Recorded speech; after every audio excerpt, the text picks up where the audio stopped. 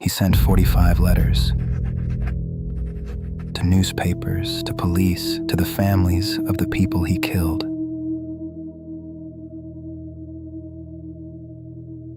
He gave himself a name. He drew himself a symbol. He wrote in code that took 51 years to crack. And then, somewhere in the middle of all of it, he simply stopped. Nobody knows why. Nobody knows who. And what I've come to believe after spending a long time inside this case is that he wanted it that way. My name is MisterE, and I want to be clear about something before we begin.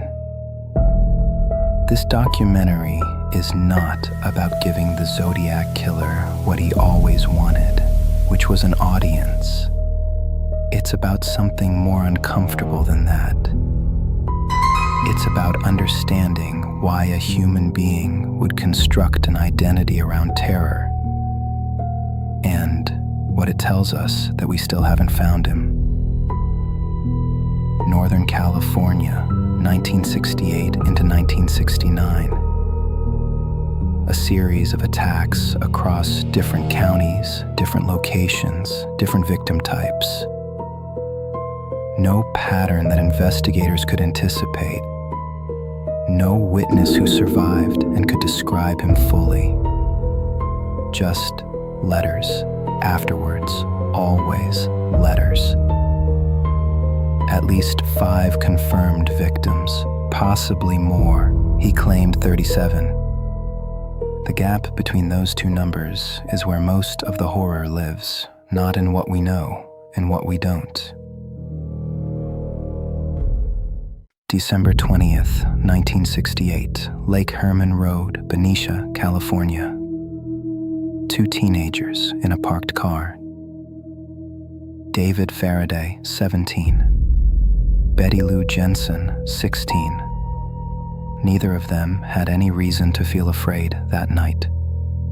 What investigators noted, and what I keep returning to, is that whoever did this was organized. He arrived at a location with no obvious connection to him.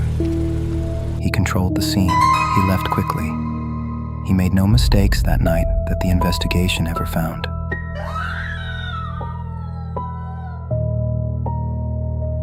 Six months later, Blue Rock Springs Park, July 4th, 1969, Independence Day. I don't know if the date was chosen deliberately, but I've noticed that this person rarely did anything without a reason. The survivor of that attack, Michael Majot, later described a man who pulled alongside their car, shone a light directly in their faces, and then opened fire without saying a single word. No demands, no conversation, no reason offered. Then, 3 weeks later, a letter arrived at the San Francisco Chronicle. It contained details of the crime that had not been made public. It contained a section of Cipher, and it contained a demand. Print this, or I will kill again. September 27th, 1969, Lake Berryessa. This attack was different. He came prepared, with rope, with a hood, with a script. He tied his victims. He spoke to them. He told them he was an escaped convict who needed their car and money. One victim survived, Brian Hartnell. He remembered the hood, a black hood with a bib, and on the bib, the Zodiac's crosshair symbol stitched in white. He had sewn it himself. He wore his identity to the crime scene. I want to spend time on the letters, because I think that's where most documentaries about this case make their mistake. They treat the letters as a sideshow to the murders. I think it's the other way around. He wrote to the San Francisco Chronicle, to the San Francisco Examiner, to the Vallejo Times-Herald. He wrote to attorneys. He wrote to a television station. He wrote to the police department directly, taunting the lead detective by name. He included pieces of his victims' clothing to prove the letters were real.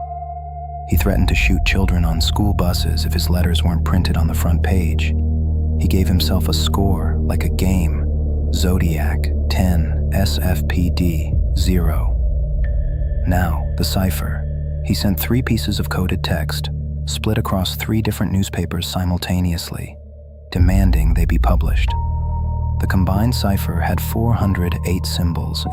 It was cracked within a week by a school teacher and his wife in Salinas, California. What did it say? It did not give a name. It did not give a location. It said, and I'm going to quote this directly, "I like killing people because it is so much fun." And then it described what he believed happened to him after death.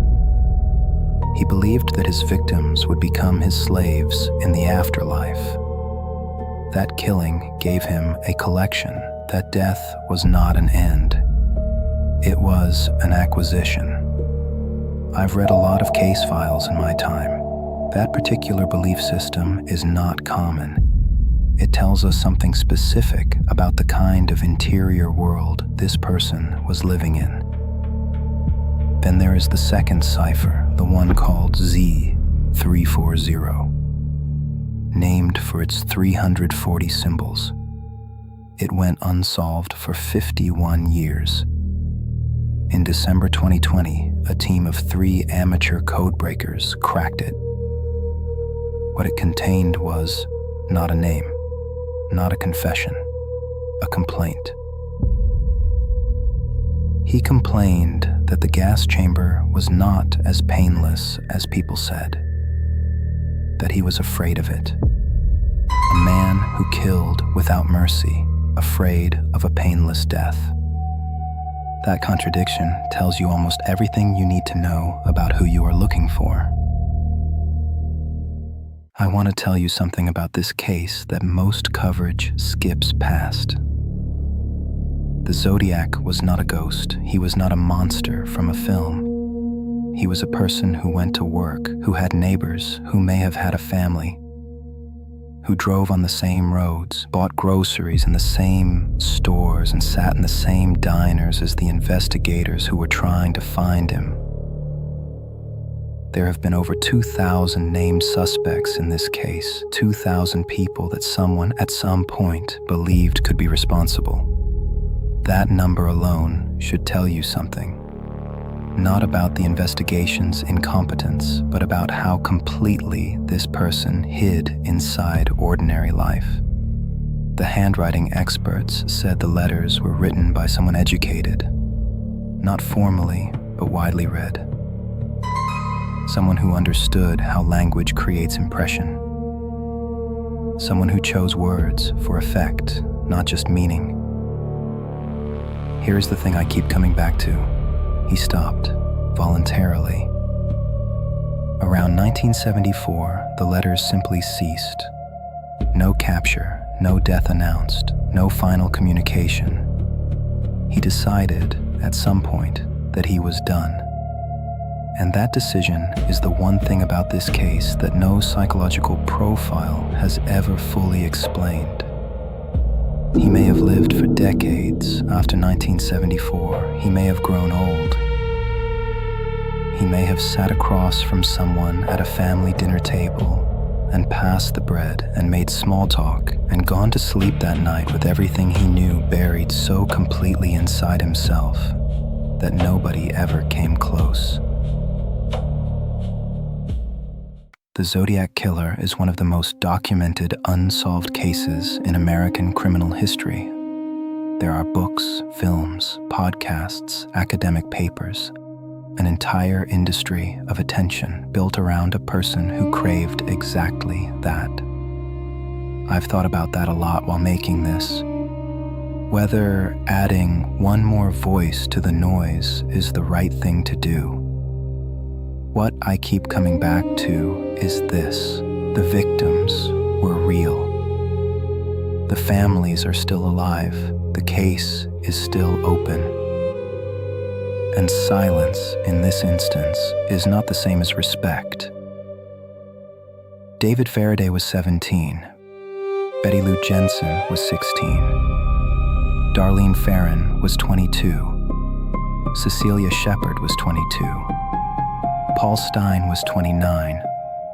Those are the confirmed victims. They had names before they had case numbers.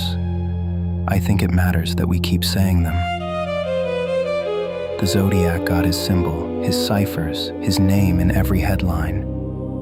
What he didn't get, and what I think matters more than any of that, is an answer.